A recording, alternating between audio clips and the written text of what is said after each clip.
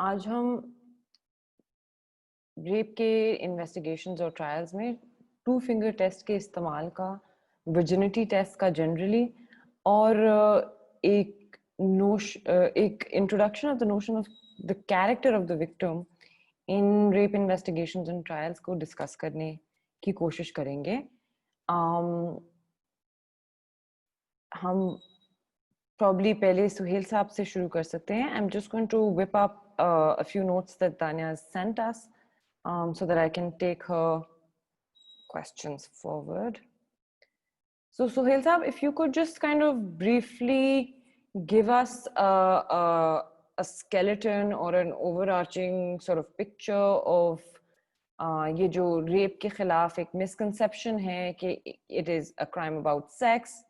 And if you could sort of shed some light on how it needs to be seen as a crime of power, a crime regarding power, and the recent amendments जो 2006 और 2016 वाली amendments हैं criminal laws में, उनके बारे में अगर आप थोड़ी सी गुफ्तगू कर सकें please.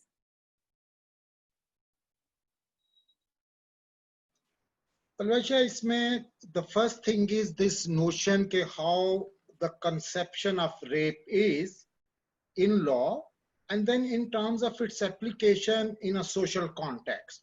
So if we want to look at that, we have to go back a little.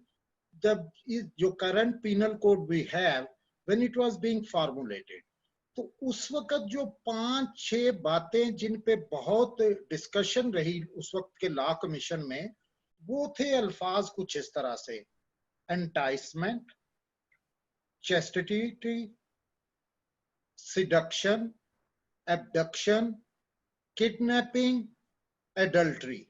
Rape अभी शुरू में नहीं था. अब ये सारे जो मामलात थे कि इनको how we formulate a legal definition of these and what nature of offense we create around those. तो उसकी जो conception थी वो around a particular type of sex था. अब no, I'm not saying consensual or non-consensual. उसमें element था, पहला element था कि ये सारे crimes happen with respect to a man against a woman, but in relation to a man, a man's authority or quote unquote right upon that woman, right? So in सारे crimes की जो definition लाई गई, जैसे enticement of a married woman उस वक्त crime आया था, for a criminal intent or hiding her, kidnapping to compel a woman in marriage against her will. So ये सारे elements जब define होना शुरू हुए तो उसमें basic था element of sex, और दूसरा था कि जो सेक्स है वो अगर औरत की भी उसमें इन्वॉल्वमेंट है, उसकी कोई सेक्सुअल ऑटोनॉमी है, तो a breach of right of a man, जिसके पास उसकी quote unquote by virtue of marriage और अदर रिलेशनशिप कोई कस्टडी है, चाहे वो पेरेंट है या हस्बैंड है, इस तरह से हुआ था. Same was the definition of adultery. उसमें प्रिंसिपल चीज क्या थी? Sex which is consensual in nature, but the woman does not have agency of her own in that, and that was the reason that the woman was not made part of even criminal proceedings, even as a witness, unless she specifically requests the court for this. So she used to be condemned unheard in a crime of adultery in which the perpetrator only used to be the man who committed sex with her. And for the crime of adultery, the woman had to have a living husband. ये definition थी. और उसमें अगला हिस्सा जो था जिससे सारी सोशल परसेप्शन आज तक बनी कि एडल्ट्री का क्राइम उस वक्त है जब if it has taken place without connivance और consent of the husband of the woman. In this respect, in this background, एक रेप की भी डेफिनेशन आ गई. अब जब रेप की डेफिनेशन आई तो उन्होंने यही लिखा कि भाई ये कंसेंसुअल सेक्स नहीं है, तो इसको नॉन कंसेंसुअल बनाने के लिए प्राइमरीली 2 अल्फाज इंट्रोड्यूस हुए. एक था against the will of the victim. मैं लफ्ज विक्टिम इस वजह से इस्तेमाल कर रहा हूँ वुमेन क्योंकि कानून में वो इस्तेमाल हुआ है. Or without her consent. और तीसरा जो इसको कंस्ट्रक्शन दी गई थी, क्योंकि ये हिट्रोसेक्सुअल नॉर्मेटिविटी में हुआ था, तो उसमें लफ्ज एक हिट्रोसेक्सुअल सेक्स की नोयत को सिर्फ फोकस किया गया और एक कंडीशन रखी गई कि पेनिट्रेशन इज सफिशिएंट इज जब हो तो जब ये रेप का एलिमेंट होगा। अब इसकी अगर मैं आज तक देखते हैं तो इसकी जो कंसेप्शन जो है यानी primarily around crime of sex रही, उसमें पर्टिकुलर अल्फाज दिए गए, बट और अब उनको देखते हैं कि उनको अनरेवल करते हैं कि आज तक उसमें हुआ क्या till the date we are discussing it. लेकिन अब ये क्राइम ऑफ सेक्स जो है जिसमें विल और कॉन्सेंट के अल्फाज तो इस्तेमाल हुए, अब विल एक जो चीज है जनरली, क्योंकि उस पिनल कोड में इसकी डेफिनेशन नहीं है विल और कॉन्सेंट की, तो हम dictionary meanings the way it is generally defined वो लेते हैं। अब will relates to psychological state of the person, जिसमें वो किसी चीज के लिए एक्सप्रेस कर सके और एक डिसीजन मेकिंग का है। और कॉन्सेंट जो है वो एक परफॉर्मेटिव नोयत की चीज है कि your ability to make a decision, your mental power, your physical power to make a decision and then act upon that. अगर हम इस तक भी ले लें ये जो लीगल कॉन्सेप्शन बनी है तो फिर भी बात शायद कहीं बन जाती, लेकिन अनफॉर्चुनेटली इस कानून की जो एप्लीकेशन और इन्फोर्समेंट है ये उस सोशल कॉन्टेक्स्ट में है जो फंडामेंटली पैट्रियार्कल इन नेचर है। उसने एक पैट्रियार्कल एक सोशल कॉन्टेक्स्ट और एक डोमेन बनाई है, यानी इसका जो कॉन्टेक्स्ट और लोकेशन है इस क्राइम की, उसके सारे पैरामीटर्स वो पैट्रियार्कल कंट्रोल के हैं। What does that patriarchal control do? वो एक ऐसी एनवायरनमेंट बनाता है कि जिसमें दो कैरेक्टर्स हैं, एक मर्द है एक औरत है, दोनों के एट्रीब्यूट्स दिए जाते हैं।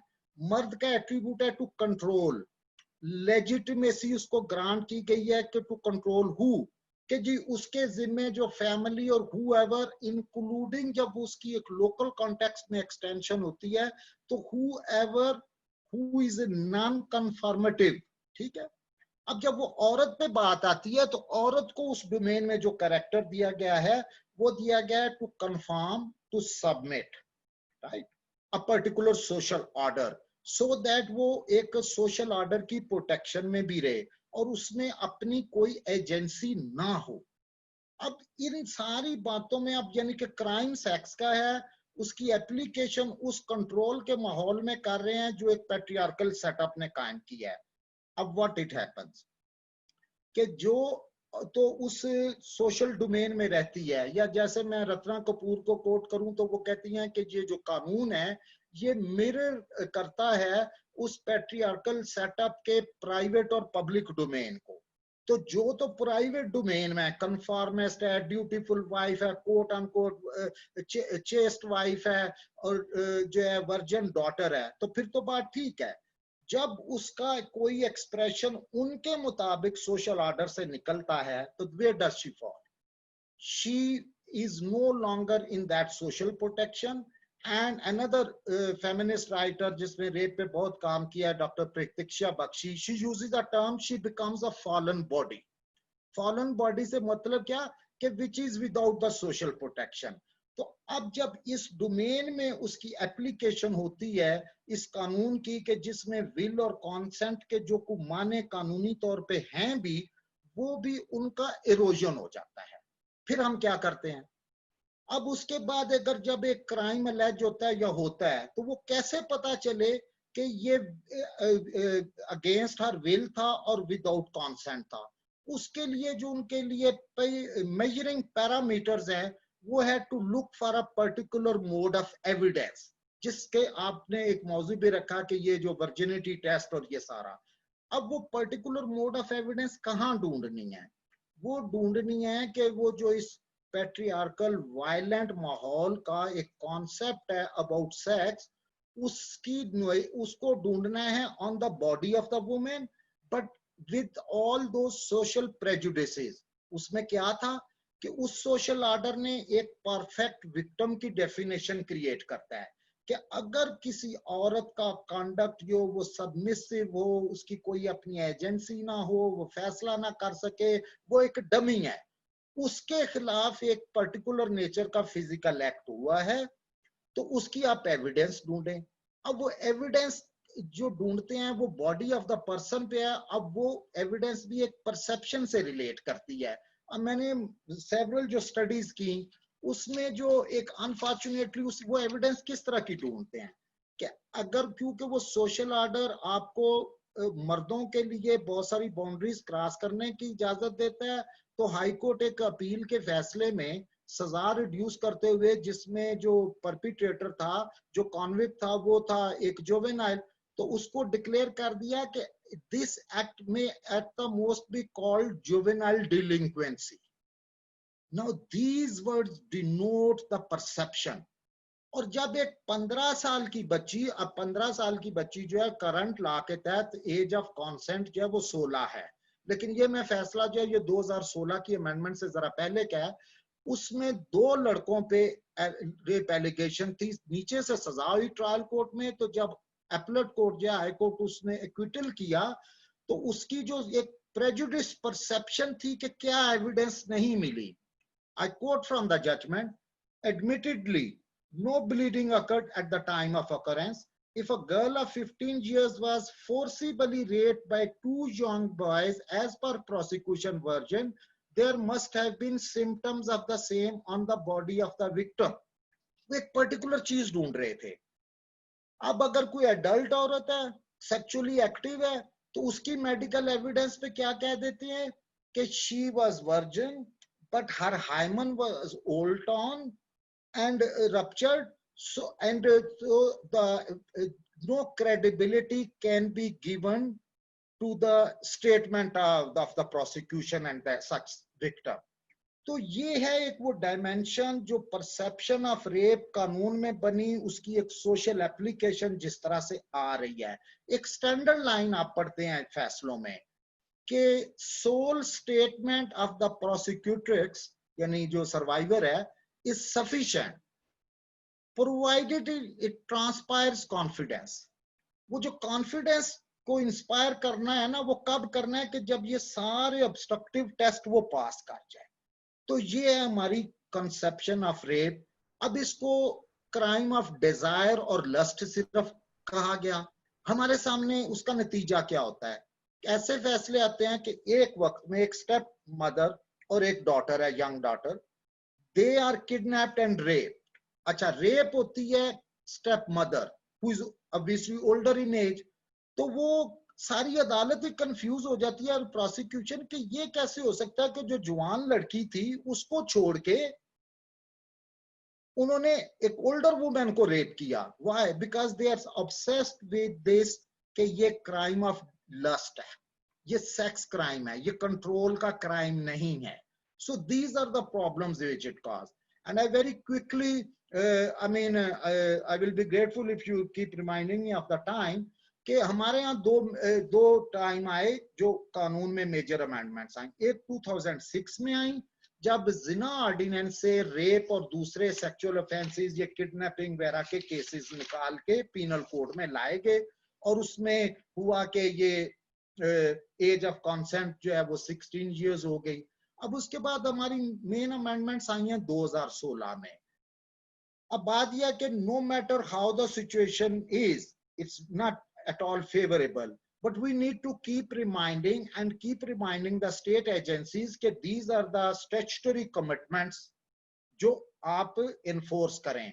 अब इसमें अगर हम देखते हैं तो पहले तो रेप की डेफिनेशन में तो कोई तब्दीली नहीं आई, सजाओं के एतबार से आई कि मसलन पहली तब्दीली ये आ गई कि ये सजा बढ़ गई, गैंग रेप की सजाए मौत होगी, अगर माइनर के साथ है तो सजाए मौत होगी, मेंटली या फिजिकली चैलेंज औरत के साथ है तो डेथ होगी। एक स्पेसिफिक चीज आई, वो आई कि any public servant whether a police official, a doctor और a jailer in use of that official authority और उस पावर पे और उसके यूजेज पे रेप कमिट करे तो सजा डेथ होगी। ठीक है। अच्छा, दूसरा आ गया कि जी, और एक अहम बात जो डेवलपमेंट हुई कि जो लाइफ सेंटेंसेस अगर रेप या स्ट्रिपिंग नेकेड वाला या सेक्सुअल अब्यूज का जो ऑफेंस है 377B जो कि अंडर 18 से रिलेट करता है, उनमें अगर लाइफ सेंटेंस हुई होगी तो प्रोविंशियल गवर्नमेंट कम्यूट नहीं कर सकती। अब दीगर जो तब्दीलियां आई हैं, डिस्क्लोजर ऑफ आइडेंटिटी के हवाले से रिस्ट्रिक्शंस हैं, प्रोसीजर है कि परमिशन कैसे ग्रांट हो सकती है, कुछ हमारे यहाँ नए ऑफेंसेस आए कि चाइल्ड पोर्नोग्राफी के हवाले से आया, सेक्सुअल अब्यूज का ऑफेंस आया। फिर इसी तरह से जो अहम बातें जो रेप के केसेस को हैम्पर करती थी, ऑब्स्ट्रक्ट करती थी, फॉल्टी इन्वेस्टिगेशन के हवाले से पीनल ऑफेंस आया कि सजा है। इसी तरह से फॉल्स रिपोर्ट्स इशुएंस के हवाले से ऑफेंस बनाया गया।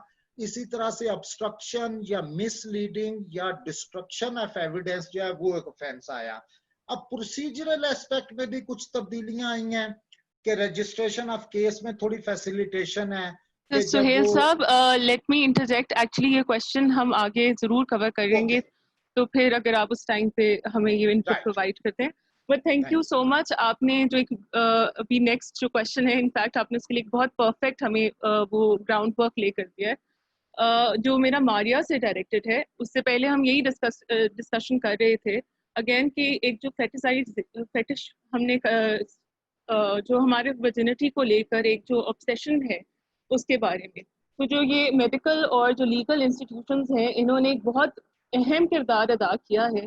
ये जो मिथ ऑफ वर्जिनिटी है, इसको ये हम लोगों को व्यू देने में कि this is a scientific fact.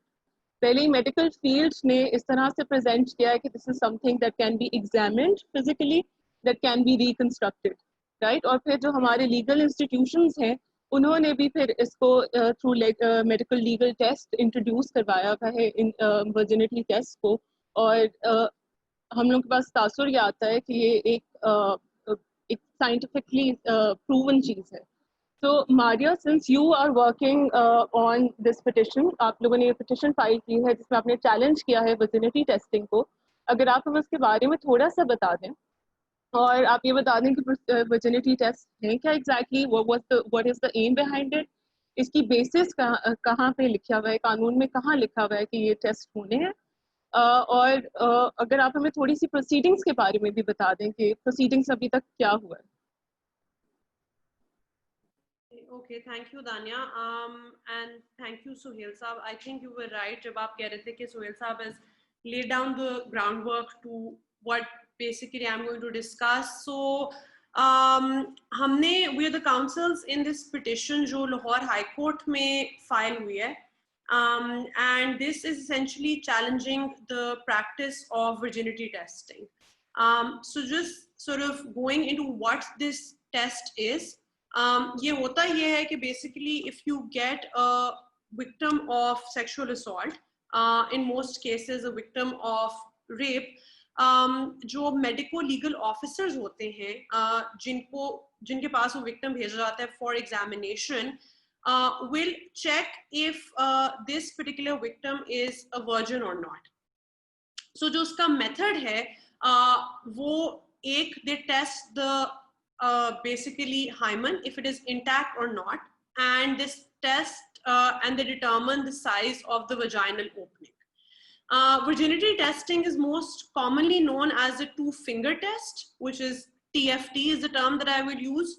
होता ये है कि what the medical legal examiners do, that they insert 2 fingers in the vagina, and if the vagina admits 2 fingers, then that is taken to be evidence of the fact that the victim is not a virgin. See, so the idea is that if there is a lax vagina, if the vaginal opening is wide, this particular victim is habituated to sex. And usse conclusion ye ho jati hai कि this particular victim is not a virgin. And now sort of going back to what Suhail Saab was saying, this is rooted in this concept of this model victim that the law or the society envisages. होता ये है कि जब एक medical legal examination में ये particular determination हो जाती है, उसको use किया जाता है to say कि because this woman is not a virgin, the terms that they use that she is habituated to sex or she's a woman of easy virtue, Therefore, uski jo testimony hai, as the fact that, you know, a particular sexual assault has happened, I'm a victim of rape, is not credible. So जो सोहेल साहब ने बात की कि credibility of the victim को इस route के through attack किया जाता है, because somehow the idea is that rape can only happen to a virgin woman, right? So if you sort of exclude that element of the woman being a virgin, the offense hasn't happened because she is habituated to sex. So in this particular event, she also consented to it. And this goes back to the point that one of the major elements of rape is that it's a non-consensual act. So that's kind of the way that it's done, briefly. Now, आपका दूसरा ही सवाल था, which also leads to the main challenges in our petition, कि इसकी legal basis क्या है? There is no legal basis for it, and that's what we have challenged. कि ये आप कहाँ से derive कर रहे हैं as a necessary element for this examination. What we do have is that the government has issued via the different departments, namely the health department and the office of the surgeon medico, certain guidelines, SOPs, operating procedures, जिसमें by virtue of a digital examination, in practice ये 2-finger test होता है. लेकिन हमारा challenge ये है दो grounds पे. एक तो चलें अगर आपने इंट्रोड्यूस किया तो वो गवर्नमेंट भी अपने नोटिफिकेशंस में किस लीगल बेसिस पे कह रहे हैं, ठीक? So we go to the fact the evidentiary value of this test, and then there is a second element to it कि आप इसको जिस पर्पस के लिए कर रहे हैं, that purpose is of no relevance to the offence. So whether the victim is a virgin और not should have no consequence or impact on the actual determination of the offense. And then there's a third element, which is that even if you put all of this aside, the way that you conduct this test, it's not an accurate assessment of virginity. So the fact that there has been insertion of 2 fingers easily or the hymen is not intact will not actually conclusively mean that a person is a virgin or not. So those are the sort of broad issues that we have highlighted in our petition. And we've also asked for the relief that this particular practice should be declared unconstitutional. We have grounds in terms of the constitutional violations that have take place. And we've also sort of asked that ये जो comments दिए जाते हैं judgments में या medical legal reports में, that this is a woman of easy virtue, which goes to her character, her credibility, those should also not be made. And lastly, broadly, कि जो SOPs हैं, they are also not in line with what the international practices are and what the law is. So that's kind of a broad outline of what the petition is. I think the last question, Dania, that you had asked was कि proceedings अब किस stage पे हैं? We are waiting for replies of the respondents. So various government agencies, including the health department, the federal government through the Ministry of Human Rights, the Office of Surgeon Medico Legal, have been made respondents in this petition. कुछ हमें replies आ गए हैं in the petition, and certain departments have given their position. There are some replies that are awaited.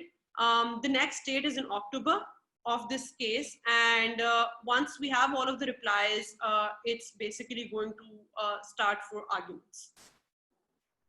तो मारिया, यहाँ पे actually मुझे आपसे ये क्वेश्चन पूछना है कि जो पंजाब गवर्नमेंट का रिस्पांस है वो अभी तक क्या रहा है, और इसको मैं टाई इन करूँगी जो सुहेल साहब ने भी पहले बात की थी कानूनी शहादत ऑर्डर की, कि उसमें जब आर्टिकल 151(4) जब फेडरल शरीयत कोर्ट के सामने पिटिशन फाइल की गई थी इस आर्टिकल को रिमूव करने की, तब सिर्फ NWFP के गवर्नमेंट ने इस पिटिशन को सपोर्ट किया था और बाकी गवर्नमेंट ने सपोर्ट नहीं किया था.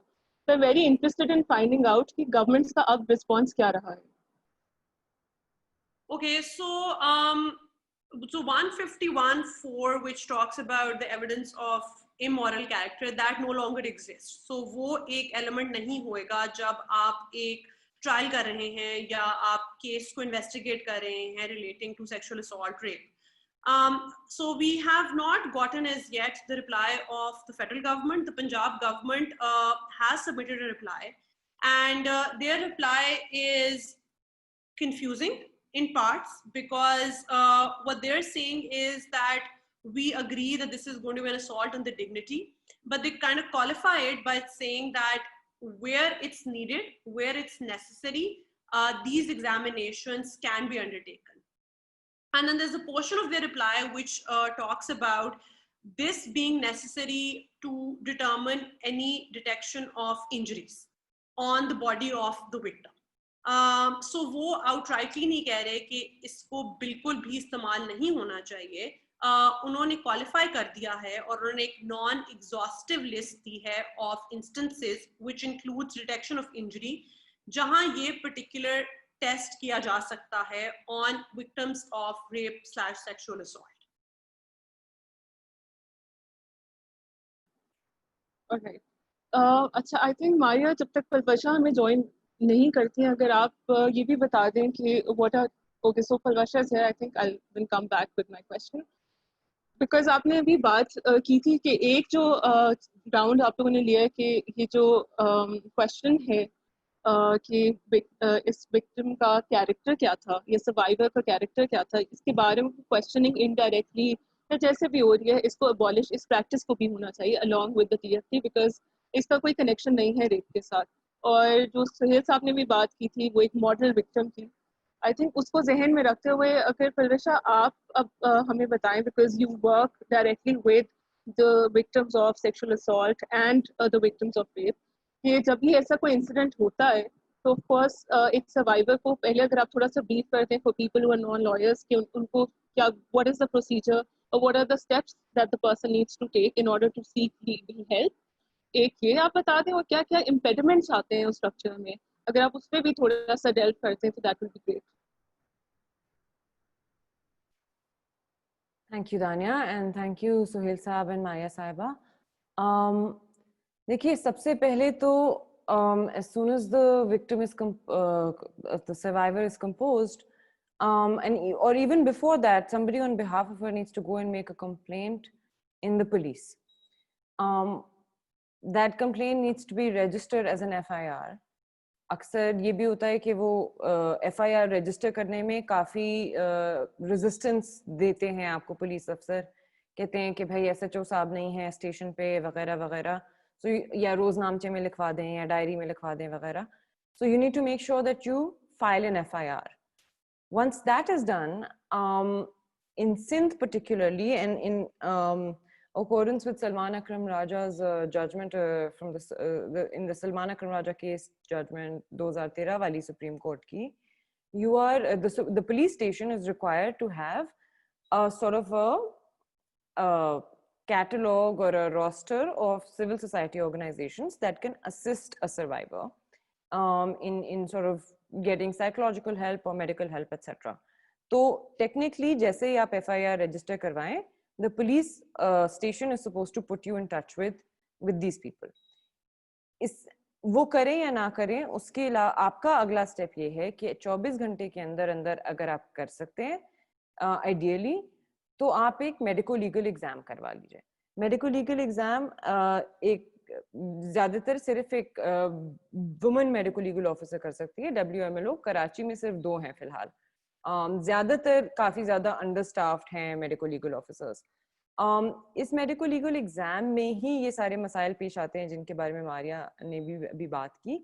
ना सिर्फ ये, अगर आप कानून देखें तो CRPC के 164 में आपको सिर्फ 6 चीजें दिखेंगी जिसके बारे में मेडिको लीगल ऑफिसर ने प्रिसाइसली रिपोर्ट करना है, और उसके अलावा उसने ये आपको बताना है कि कितने टाइम तक, किस टाइम पे शुरू हुआ, किस टाइम पे खत्म हुआ, और जल्द अज जल्द वो medico legal examination report with reasons for every conclusion उसने इन्वेस्टिगेशन ऑफिसर को देनी है, जो IO आपके केस में अपॉइंट हुआ है, जिस IO ने आगे मैजिस्ट्रेट को देनी है. आपका काम ये है कि आप कोशिश कीजिए कि 24 घंटे के अंदर अंदर अपनी मेडिको लीगल एग्जामिनेशन करवा लीजिए. अगर नहीं हो पाता तो जितनी जल्दी हो सके करवा लीजिए. Of course, it depends on your own mental and physical health at the time. and logistical problems as well. कभी कभी तो MLO खुद भी available नहीं होती, जैसे कराची में सिर्फ हैं ही 2. इसके बाद में आपका अगला स्टेप ये है कि आप 161 की एक स्टेटमेंट पुलिस को देंगे और 164 की एक स्टेटमेंट मैजिस्ट्रेट को देंगे. 161 की स्टेटमेंट तो फिर भी I mean you know because as उसकी एविडेंशियरी वैल्यू थोड़ी कम होती है 164 वाली से, तो आप कोशिश कीजिए कि जल्द से जल्द 164 की स्टेटमेंट करवा लीजिए. 164 की स्टेटमेंट पुलिस आपको करवा के देगी मैजिस्ट्रेट से, because the IO will have to make an application before the magistrate. जो अभी कानून है वो ये कहता है अमेंडमेंट्स के बाद, 2016 की अमेंडमेंट्स के बाद, कि मैजिस्ट्रेट को कोशिश ये करनी चाहिए कि वो उसी दिन बयान रिकॉर्ड कर ले सर्वाइवर का जिस दिन आपके पास कंप्लेंट आई, एप्लीकेशन आई है IO की. इसके बाद आपका फिर रेगुलर क्रिमिनल ट्रायल चलेगा, क्या नाम है, चालान वालान सबमिट होगा, चार्ज फ्रेम होगा. बट इसके बाद आपका काम ये है कि आप कोशिश ये कीजिए कि आप अपने लिए लीगल रिप्रेजेंटेशन ढूंढ लें जो प्रोसिक्यूशन को असिस्ट कर सके on behalf of you the complainant. कानून ये भी कहता है कि रेप के केस में आप, सरकार का काम है कि आपको लीगल रिप्रेजेंटेशन प्रोवाइड करे, लेकिन जाहिर है ये भी होता है कि जो लीगल रिप्रेजेंटेशन प्रोवाइड की जाती है उसकी क्वालिटी या तो लिमिटेड होती है या मतलब उनके पास कोई खास स्पेशलाइजेशन नहीं होती, या वो ओवरवर्क्ड होते हैं, एटसेट्रा एटसेट्रा. तो this kind of links us back to that roster of civil society organizations that a police station is supposed to maintain. अक्सर उसके थ्रू लीगल एड प्रोवाइड की जा सकती है, और आप ये कर सकते हैं कि आप कोशिश करें कि जो भी बेहतरीन लीगल रिप्रेजेंटेशन आप अवेल कर सकते हैं वो करें. Unfortunately there are no infrastructural provisions for getting you psychological aid at this point, or I mean sorry, psychological support or any other support at this point. So those are big problems that a lot of victims face. For example, उनके लिए सिर्फ rickshaw का किराया police station तक आने तक के लिए, अस्पताल तक जाने तक के लिए, या कोर्ट की हेयरिंग में जाने तक के लिए भी मुश्किल होता है कई दफा. This is also, I mean, of course, the vigor with which you can pursue a complaint is directly tied to what class you come from, and the speed with which your FIR will be registered and your MLO will, your MLE will be done, your medical legal examination, and your bayan will be recorded in 164. All of it is of course directly linked to class and to where you are positioned in society. क्योंकि अगर आप किसी गरीब तबके की हैं तो probably की यके हैं तो probably आपकी क्या नाम है स्टेटमेंट रिकॉर्ड होते होते भी 6 महीने लग जाएंगे, या आपकी MLO भी होते होते वक्त लग जाएगा. Aside from that, the other main problems that victims face pre-trial are primarily evidence collection oriented. ये जैसे for example, अब कानून भी ये कहता है और सुप्रीम कोर्ट का और सिंध हाई कोर्ट का प्रेसिडेंट भी ये कहता है कि बहुत मैंडेटरी है कि आप DNA एविडेंस कलेक्ट भी करें और उन सैंपल्स की टेस्टिंग भी करें. अक्सर ये होता है कि DNA सैंपल, या तो पहले तो खैर DNA sample is not an DNA test is not an infallible sort of क्या कहना चाहिए एविडेंस के. इसके अगर DNA टेस्ट आ गया या नहीं आया तो बस अब वहां पे केस खत्म हो जाएगा. एक बात ये हमें अभी तक समझ नहीं आई है इन आवर प्रोसिक्यूशन कि अगर DNA टेस्ट नहीं भी आया उसका ये मतलब नहीं है कि क्या नाम है रेप नहीं हुआ या असॉल्ट नहीं हुआ. दूसरी चीज ये है कि DNA टेस्ट की अपनी जो क्या कहना चाहिए वेरासिटी है या उसकी जो अपनी हेल्थ भी है वो भी बहुत कॉम्प्रोमाइज होती है. होता ये है कि मेडिकल लीगल ऑफिसर एक सैंपल लेके IO को दे देता है. IO अपनी बाइक पे, गाड़ी में, धूप में, ठंड में, हर जगह वो सैंपल लेके जा रहा होता है. जब उसकी मर्जी आती है वो जाके लैब में देता है. लैब वाले की भी अपनी मर्जी होती है, उसको कभी सिंध हुकूमत ने पैसे नहीं दिए होते टेस्ट करने के, कभी उसको क्या नाम है, वो लेबल गलत हो चुका होता है, जो कुछ भी होता है, अक्सर ये होता है कि एफआईआर कटने के, एमएलई होने के 2-2 साल बाद तक आपके पास डीएनए का रिजल्ट नहीं आया होता, जबकि कानून में अब डीएनए टेस्ट अगर कंसेंट करता है सर्वाइवर तो मैंडेटरी है। एक और चीज जो हमें शायद कॉमन नॉलेज में नहीं है, वो ये भी है कि कानून अब ये भी कहता है कि जब आप अपना मेडिको लीगल एग्जाम करवाने जाते हैं तो आपके साथ एक फीमेल पुलिस ऑफिसर या आपकी कोई फैमिली मेंबर या any person of your choice should accompany you and must accompany you. And even when you're giving your statement before the magistrate, जो 164 CRPC में आप देते हैं, उसमें भी you should be and you can be accompanied by a female police officer, a family member, or a person of your choice. तो यहाँ तक तो आपका प्री ट्रायल मसाइल आ गए। उसके बाद जब ट्रायल शुरू हो जाता है तो मसले एक नई नौइयत के शुरू हो जाते हैं। वो ये होते हैं कि आपको बार बार अपने परपेट्रेटर को फेस करना पड़ता है। अब कानून ये कहता है कि जो विक्टिम्स हैं, स्पेशली जो माइनर विक्टिम्स हैं, उनको या तो आप वीडियो कॉन्फ्रेंसिंग के थ्रू उनकी टेस्टिमनी लीजिए, या क्या नाम है उसका, कोर्ट रूम में स्क्रीन्स प्रोवाइड कीजिए, और तीसरी चीज ये कि आफ्टर आवर्स में इन कैमरा ट्रायल प्रोसीडिंग्स करें। ये तीनों चीजें ऑब्वियसली नहीं हो रही हैं हमारे कोर्ट रूम्स में। सिंध हाई कोर्ट ने 31 जनवरी 2019 को एक ऑर्डर दिया था, जिसको हम पिछले 2 साल से परसू भी कर रहे हैं। हमारे लो कोर्ट्स में शायद 5 कोर्ट रूम्स में स्क्रीन्स लग गई होंगी। आफ्टर आवर्स में करने का या इन कैमरा करने का तो अभी तक कोई सवाल पैदा नहीं हुआ है। We've been doing contempt proceedings as well, that have reaped some results against the police, but as far as the trial goes, paper पे हैं results, reality में नहीं हैं, या कम हैं, मतलब हैं जरूर मौजूद लेकिन कम हैं और follow नहीं होते, इसलिए क्योंकि attitudes हमारे law enforcement agencies के या हमारे court rooms के भी ऐसे ही हैं कि मतलब there have been instances where there is a 5-year-old rape victim that we're standing with, and she's had to give her her testimony, and not only is the accused present in the back, there is I don't know how to say this without, there's a sympathetic judge in front of us, and she seems to be taking the victim's statement seriously. And when we see that, after saying it 3 times, we stop saying कि भाई accused को please courtroom से निकाल दीजिए, या आप please बच्ची को screen के पीछे ले जाइए, because हम देख रहे हैं अच्छा सही है, कम से कम वो बच्ची की बात को seriously ले रही है। मतलब इतने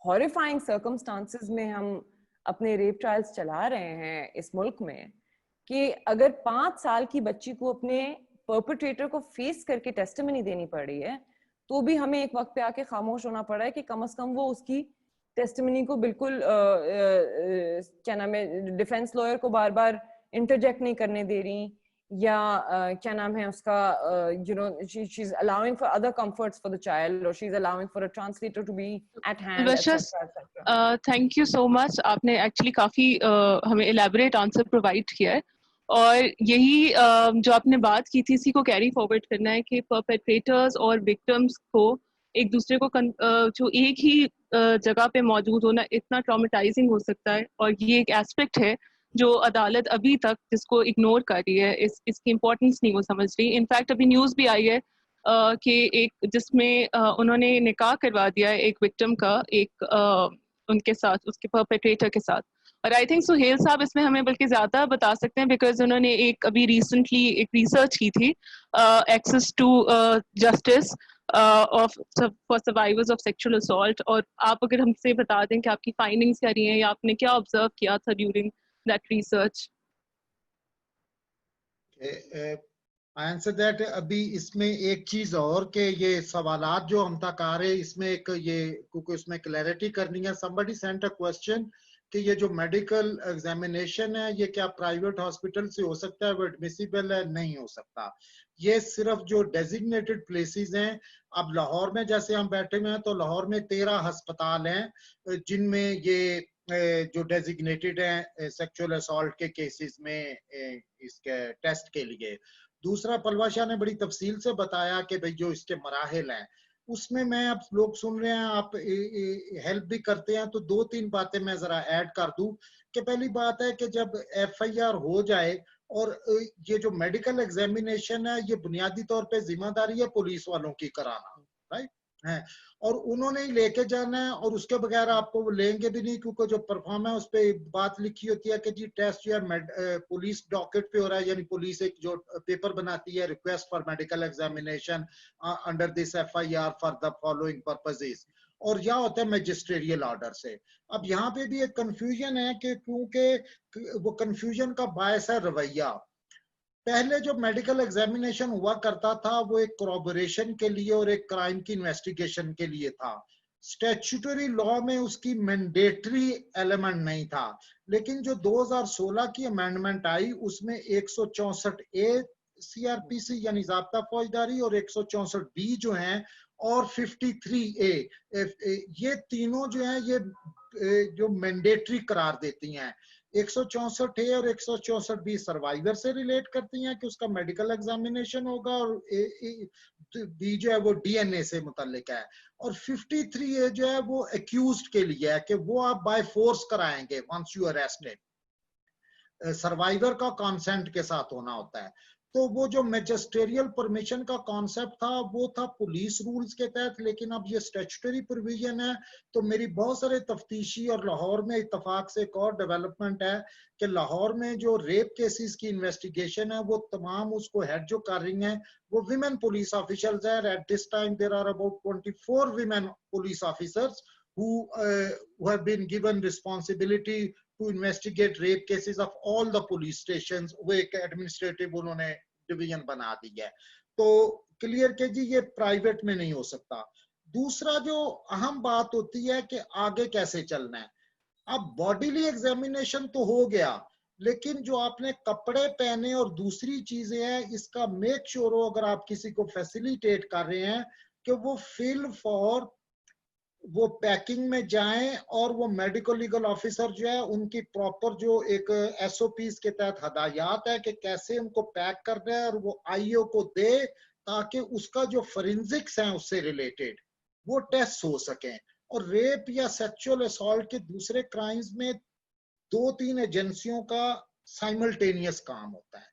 एक पुलिस इटसेल्फ इन्वेस्टिगेटर्स हुए, उनके साथ ही जो फोरेंसिक वाले हैं उन्होंने पहुंचना होता है ताकि क्राइम सीन की जो एविडेंस है वो फोरेंसिक एविडेंस के लिए एक पर्टिकुलर अंदाज से महफूज कर सकें. जो हमारे पुलिस के पास ना वो गैजेट्स होते हैं और ना वो ट्रेनिंग होती है, इस वजह से ये फोरेंसिक वालों को दिया गया है. ये साइमल्टेनियस एक्शंस नहीं होंगे प्रिजर्वेशन के तो नुकसान होता है. अब DNA चाहे कानून में आए, और पलवा शाह ने बड़े वाजे बताया कि उसके ना होने या नेगेटिव नतीजे से ये मतलब नहीं है कि क्राइम नहीं प्रूव हो सकता, लेकिन DNA में ताखीर यह है कि जो हमारी पंजाब की फोरेंसिक लेबोरेटरी है वो नेगेटिव टेस्ट के तहत वो 7 दिन से पुराना या 9 दिन से पुराना सैंपल जाए तो वो वसूल ही नहीं करते. तो ये कह के वो DNA के लिए जो स्वैब्स कलेक्शन हो वो एक हो के फौरी तौर पे जाए.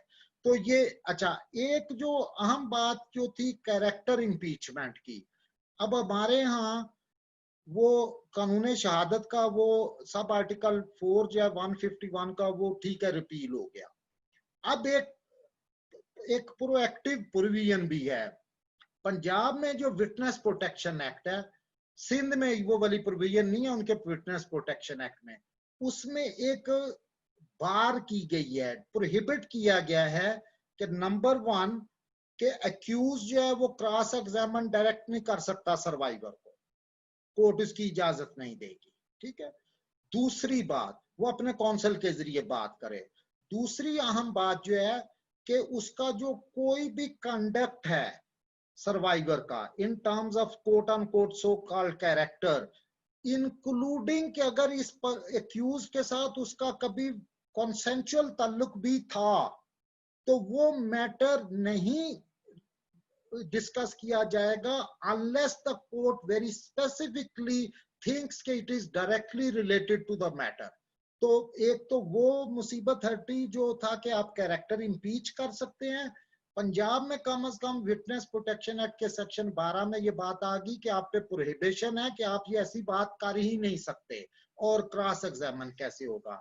तो ये वाली जो है बातें अब स्टडी में मैं ये कहूं कि मार खाते हैं हम, ये जो मैं जिसकी शुरू में बात कर रहा था कि व्हाट इज द परसेप्शन, वो जो कानून में डेफिनेशन ऑफ लॉ जो भी दी गई, जो बाकी सारे पैरामीटर्स, जो ढेर सारे मेजर्स का कहा गया है कि ट्रायल कैसे कंडक्ट होगा, 3 महीने में ट्रायल कंक्लूड करना है, अगर अपील होती है तो वो 4 महीनों में करनी है कंक्लूड, और आप जो ट्रायल कोर्ट में क्या क्या फैसिलिटीज होनी चाहिए पलवाशा उनका जिक्र कर चुकी हैं। लेकिन अभी तक वो सारे मामला जो है परसेप्शंस की वजह से और डिलेज की वजह से, और ये जो है सबसे पहला बात है कि इन्वेस्टिगेशंस वक्त पे मुकम्मल नहीं होती। इंटरम चलान्स जो हैं वो जो 15 दिन के बाद जमा कराना जरूरी है, उसी पे बात चलती रहती है। और सबसे अहम बात है कि though the law provides for के punishments for faulty investigation, obstructions, false reports, उनकी मॉनिटरिंग किसने करनी है? पब्लिक प्रोसिक्यूटर के जिम्मे बहुत सारी जिम्मेदारियां हैं। चारों सूबों को जो में प्रोसिक्यूशन का कानून है, कुछ वहां पे ताखीर है, कुछ पब्लिक प्रोसिक्यूटर की जो सुपरविजन के एस्पेक्ट्स हैं अपॉन द इन्वेस्टिगेशन और गाइडेंस के हैं, उसमें बड़े सीरियस फ्लॉज आ रहे हैं। जो हमारे जो इन्वेस्टिगेटर्स को एसओपीज दिए गए हैं हाउ टू इन्वेस्टिगेट, कम से कम मैं पंजाब की हद तक ज्यादा वाकिफ हूँ, वो खासे बेहतर हैं, लेकिन बड़े केयरलेसली भी लिखे हुए हैं। पुराने एसओपीज पे हाथ से काट के ना थोड़ी सी अमेंड करके भाई दोबारा ही टाइप कर लो। तो उसमें और जो फैसिलिटी साथ रिक्वायर्ड है वो नहीं है, जिसकी वजह से इवन जीबीबी जो मॉडल कोर्ट लाहौर में बनी, उसके नताइज मेरी नजर में खासे पुअर थे। मासवाए उन मुकदमात के जिनमें स्टैट्यूटरी रेप था, यानी अंडर 16 थी और बल्कि अंडर 10 या अंडर 12 बच्चियां थी, वहां पे तो कन्विक्शंस हो गई। जहां पे कहीं भी ट्रायल अटका तो ये जो एक अजीब बात है कि जी आप शादियां करवा दें और उसको बयानात को मान लें, ये जो पिंडी वाली खबर कल परसों अखबार में पढ़ी है कि अदालत के अंदर निकाह हुआ है, ये अनबिलीवेबल है, क्योंकि ये नॉन कंपाउंडेबल ऑफेंस है। पार्टीज प्राइवेटली झूठ बोलने रिजाइल कर जाएं, और अब तो जो है रिजाइल करने का भी खोसा साहब की जो जजमेंट है फॉल्स विटनेसेस के हवाले से एविडेंस पे, उस पे भी एक्शंस होनी चाहिए। लेकिन अभी तक जो है मॉनिटरिंग और जो है कि वायलेशंस के खिलाफ अदालतें जो कुछ कर सकती हैं, यानी ट्रायल कोर्ट्स, जो पब्लिक प्रोसिक्यूटर के जिम्मे बहुत सारी जिम्मेदारियां हैं वो, और जो पुलिस सुपीरियर्स के पास अपने सबॉर्डिनेट्स के हैं, उसमें फंक्शनिंग अनफॉर्चुनेटली बहुत ही पुअर है। Thank you so much Suhail साहब। आपने आप ही की बात को इनफैक्ट मैं कैरी ऑन करूंगी। इक्का प्लीज अपना माइक म्यूट कर लें। और ये क्वेश्चन मेरा मारिया से डायरेक्टेड है, बिकॉज सुहेल साहब ने एक बड़ी पर्टिनेंट बात की है कि कभी कभार हमारे पास जो विक्टिम्स होते हैं 11 साल के 12 साल के विक्टिम्स होते हैं, and they are subjected to this heinous test, जिसकी आपने अभी बात भी की थी, 2 फिंगर टेस्ट के बारे में। So what is the alternative to 2 finger test, जो अगर आपने बाकी जगहों पे देखा हो वहाँ पे क्या बेस्ट प्रैक्टिसेस हैं? Is it as inclusive? अगर आप उसके बारे में थोड़ी सी लाइट शेड कर दें। So Danya, there are a couple of things. Firstly, so in other jurisdictions, this sort of 2-finger test, virginity test has been abolished. One example that we have is that of India, and the Supreme Court of India has held that this is an unconstitutional practice, and subsequently there have been certain developments in different sort of states in India where they have successfully abolished this practice.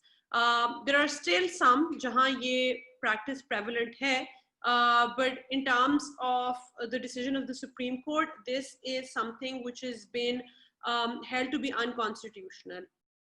But going forward, जो आपका सवाल था कि is there something which can be a better alternative? So there are two things. One is कि ये हमें इसके लिए alternative चाहिए नहीं है, क्योंकि इस test का मतलब होता है to assess the virginity, and that, as Palvasha has explained, Suhail Saab has explained, it's not something which should be a factor at all. Now, once a person who's come and has alleged that there has been a sexual assault, आपने उसकी अगर medical examination करनी है, and Palvasha may be able to guide better on this, but my understanding is that one aspect of such an examination would be to see if there has been any injury. और उससे आगे you're looking at whether there has been some force which is used. So genital examinations की various options होती हैं, and there are 3 primary categories which have been recognized internationally. One is कि आप direct visualization से examine करें कि injury है या कोई impact हुआ है in that particular area. There's another technique which is that of staining techniques, which is where you are applying certain liquids topically which would highlight the injury. And then there's a third sort of more technical technique, which is essentially the use of a light source and digital imaging, जो reflect करता है कि what is the status of the hymen or the vagina, or whether there have been some internal injuries. Now, these are techniques which can sort of focus and give you an examination of the area where an injury has occurred, and that is something which is less intrusive, because if somebody has gone through a particular assault and आप फिर उसी area में you are inserting fingers and you are actually trying to figure out whether that person is a virgin or not, it is something which is subjecting the victim not only to further injury, but in a way also sort of a repeat experience. And otherwise, internationally, the WHO has also held कि ये जो आपकी digital examinations होती हैं, which include कि आप local examination में insertion of fingers करें, ये intrusive हैं, ये painful हैं, and more importantly, they're also something which are going to impact adversely the health of the victim. So the way that a particular medical examination is done, there is also the issue कि आप safety और hygiene कितना follow कर रहे हैं. So Palvasha has given an example of the DNA samples. But जब आप ये actually you are inserting sort of foreign elements into the body of the victim, at least the medical sort of reports that I have come across, or the kind of analysis that I have read by different researchers, has been कि वहाँ भी कोई standard नहीं. So वो तो एक पूरी different territory है ना, कि एक तो ये आपको exam करना ही नहीं चाहिए, उसका कोई reason नहीं है. There are alternatives which are available. And the second part is that in itself, this is something which is going to impact the health of the victim, both the physical and the mental health. I think that should kind of answer. So thank you, Maria. आपने brief लेकिन बहुत concise answer provide किया है. Palvasha, आपसे I think the next question I want to ask, because आप directly आप ये trials conduct कर रही हैं, so is the element of force या resistance या consent उसके around अगर आप बता दें कि is it still relevant, और इस पे क्या conversation या क्या jurisprudence develop हुई है, लेकिन please keep the time in mind. अगर आप इसको 2-3 मिनट के अंदर थोड़ा सा हमें main point इसके बता दें. Thank you.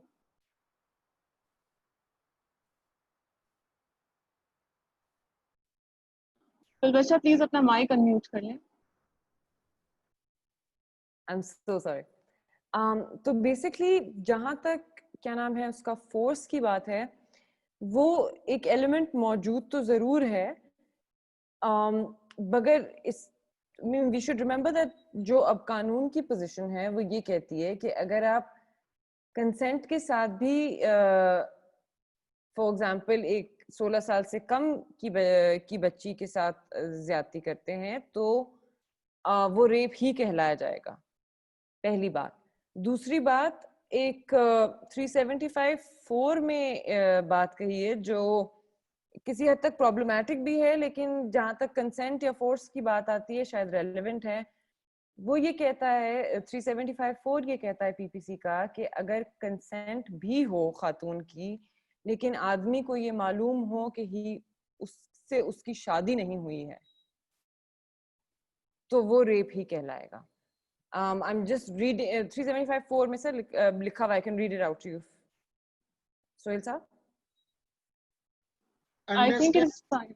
The provision there is the consent was given by the woman because the man made her believe that she is married to him. It's other way around. 375(6) है sir. 375(6) तो है नहीं।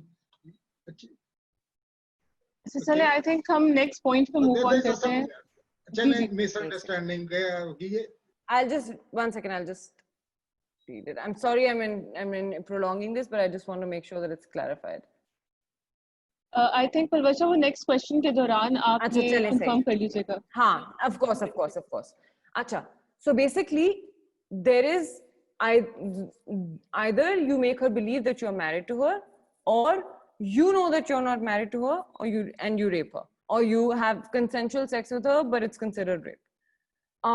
So I mean, given these newer provisions, जाहिर है force की थोड़ी सी importance कम हो जानी चाहिए थी, लेकिन अभी भी कंसेंट को as an active requirement for it to not be rape नहीं परसीव किया जाता, ना कोर्ट रूम में ना पुलिस के साथ।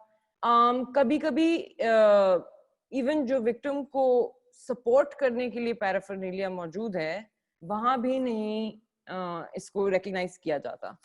तो फिलहाल जो हमारी जूरिस्प्रूडेंस है वो भी वहीं पे फंसी हुई है।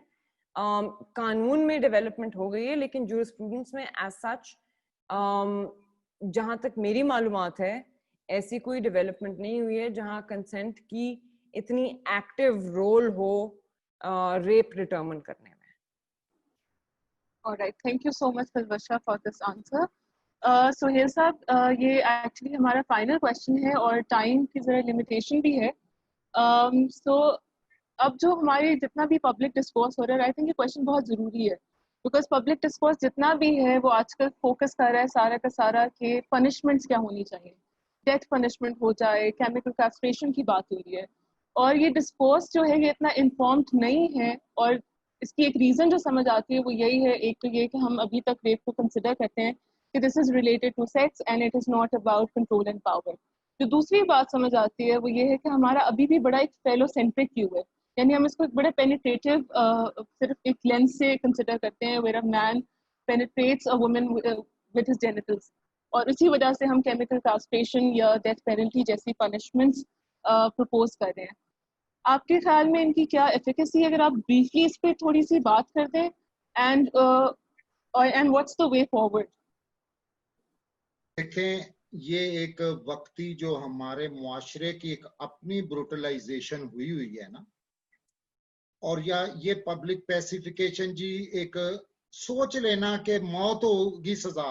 अब मुझे बताएं कि जो इस वक्त मौजूदा कानून है रेप से मुतल्लिक, उसमें मैंने शुरू में जो बताया कि कितनी जो गैंग रेप की सजा मौत, माइनर के साथ अगर आप इंजरी इन्फ्लिक्ट हुई हो मौत, फिजिकली चैलेंज के साथ हो तो मौत, और अगर जो है कोई पब्लिक सर्वेंट अपनी ऑफिशियल ड्यूटी की अब्यूज में के पावर को इस्तेमाल करते हुए तो मौत। तो मौत मौत मौत तो है ही पहले। अब दूसरी बात आ गई, तो अब किस तरह की मौत आपने देनी है। दूसरा एक जो कॉन्सेप्ट है कि डेथ पेनल्टी का कोई डेटरेंस है, ये पूरी दुनिया में प्रूव हुआ है कि सजाए मौत का जो कहते हैं कि उससे खौफ होगा और लोग डर के नहीं करेंगे, ये scientifically with evidence crime statistics ने गलत प्रूव हुआ है। इस वजह से ही दुनिया में 110 से बल्कि उससे कहीं ज्यादा ममालिक में इस वक्त सजाए मौत नहीं है।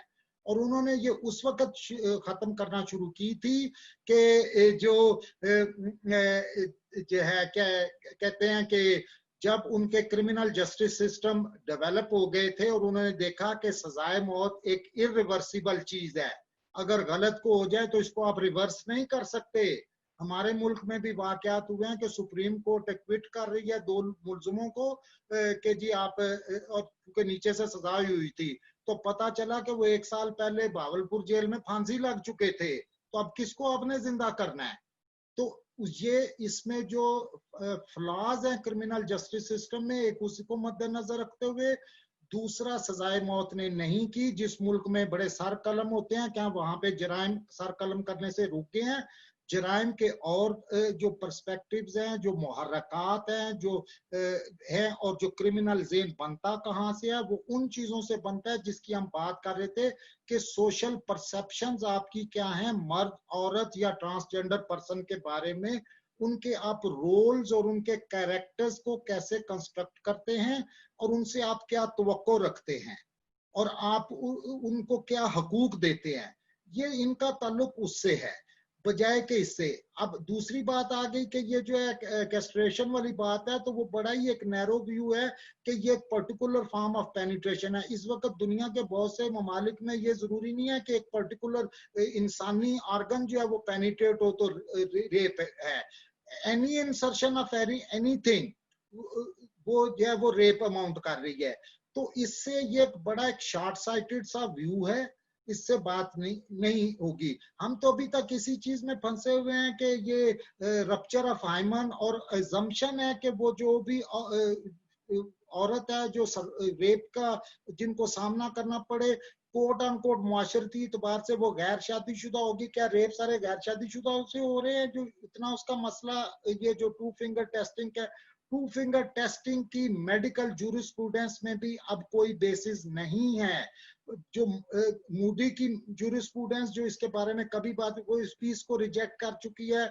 वर्ल्ड हेल्थ ऑर्गेनाइजेशन की 2003 की आप गाइडलाइंस पढ़ें, उसमें इसकी टोटल निगेशन है। हमारे मुल्क में भी आप मेडिकल लीगल ऑफिसर से जब बात करते हैं तो वो कहते हैं हमें कोई इंस्ट्रक्शन नहीं है, लेकिन चूंकि सीनियर्स करते थे, ठीक है। जब अगर आपने एक कम उम्र बच्ची का भी करना है या एक कोट ऑन कोट वर्जन का भी, तो वहां पे जब है कि पेनिट्रेशन का जरूरी मतलब नहीं कि उससे हाइमन रप्चरिंग होगी, जब ये मेडिकल साइंस प्रूव कर चुकी है, हमारी अदालतें भी कई फैसलों में ये कह चुकी हैं।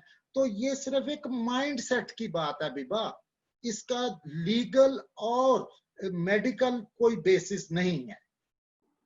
थैंक यू सैयद साहब, आपने एक्चुअली बहुत पर्टिनेंट बात की है। और इसी में मुझे एक्चुअली प्रदर्शा से भी क्वेश्चन करना था, क्योंकि अक्सर हमारे केसेस में परपेट्रेटर्स फैमिली मेंबर्स होते हैं, एंड आई थॉट कि ये हम पॉइंट पे टच अपॉन कर लें बिफोर एंडिंग दिस कॉन्वर्सेशन। अगर हम डेथ पनिशमेंट्स रिपोर्ट प्रपोज कर रहे हैं एज पनिशमेंट्स, तो उसका इन केसेस पे क्या असर पड़ेगा? अगर आप वो थोड़ा सा with in like 1 or 2 minutes अगर उस पर बात कर लें, एंड परहैप्स जो आप पहले पॉइंट क्लैरिफाई करना चाह रही थी अगर वो भी साथ ही कर लें। पहली बात तो ये कि सुहेल साहब सही कह रहे थे, मैंने 3 और 4 को कंफ्यूज कर लिया था। क्या नाम है, यही है कि अगर वो खातून को ये बताए कि उसकी शादी हो चुकी है और असल में ना हुई हो, which incidentally leads me to recall one of a very close sort of case that we're also working on and links back to Danya's question about family. हमारे पास एक ऐसा केस था जिसमें एक कजिन ने अपनी कजिन को रेप कर लिया और उसके बाद उससे जबरदस्ती एक निकाह नामा साइन करवाया to sort of retrospectively correct that rape or what, I don't know what he had in mind, but उससे ये करवाया ताकि वो आगे जाके कंप्लेंट ना करे, और उसने नहीं की and for the longest time, अब 10 साल बाद वो हमारे पास आई है। तो ना सिर्फ इस तरह की मतलब रेट्रोस्पेक्टिव निकाहनामे टाइप सिचुएशंस, बट जाहिर है वो एक आइडिया उसको दे देना, क्या नाम है उसका, एक आइडिया क्रिएट कर देना कि जो आपकी बेटी है वो एक्चुअली आपकी बीवी है जिस नेबरहुड में आप रह रहे हैं। For example we had this one case जहाँ क्या नाम है, एक 12 साल की उम्र से लेके 25 साल की उम्र तक daughter carried her father's children, and they kept moving houses every couple of years. And kya naam hai, until her brother got married and his wife came and reported this to the police. At least आधे case जो हमारे मुल्क में report होते हैं, या कुछ research organs हैं जो 60% भी कहते हैं,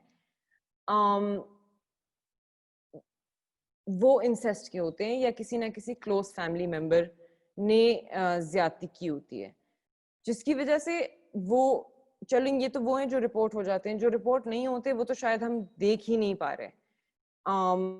तो इसकी वजह से जो डिस्टेंस और पावर डिस्टेंस क्रिएट करना from the perpetrator and of the survivor, and also to sort of be able to negotiate and understand this as a crime of excess power is incredibly important, because जब तक आप एक patriarchal घर में रह रहे हैं और उस हाउसहोल्ड के अंदर आपके साथ जो भी ज्यादती हो रही है आप उसको क्वेश्चन करने की कोई कैपेसिटी ही नहीं रखते, तब तो आप सोच भी नहीं सकते ना कि आप रिपोर्ट भी करेंगे। तो सजा क्या होती है, चाहे वो मौत होती है, चाहे वो सिर्फ एक कन्विक्शन होती है without any punishment whatsoever. I think जो डेटरेंस है रिपोर्टिंग के लिए वो वही रहेगी मोर और लेस, जहां तक इंसेस्ट का ताल्लुक है। ऑफ कोर्स ये एक सच है कि हमारे पास इस वक्त 3% कन्विक्शन रेट है अपनी रेप केसेस में, और 3% भी एक ऑप्टिमिस्टिक नंबर है। दूसरी चीज ये है कि अगर आप डेथ पेनल्टी टाइप पनिशमेंट्स लगा देते हैं रेप में, तो आपका कन्विक्शन रेट सिर्फ गिर सकता है।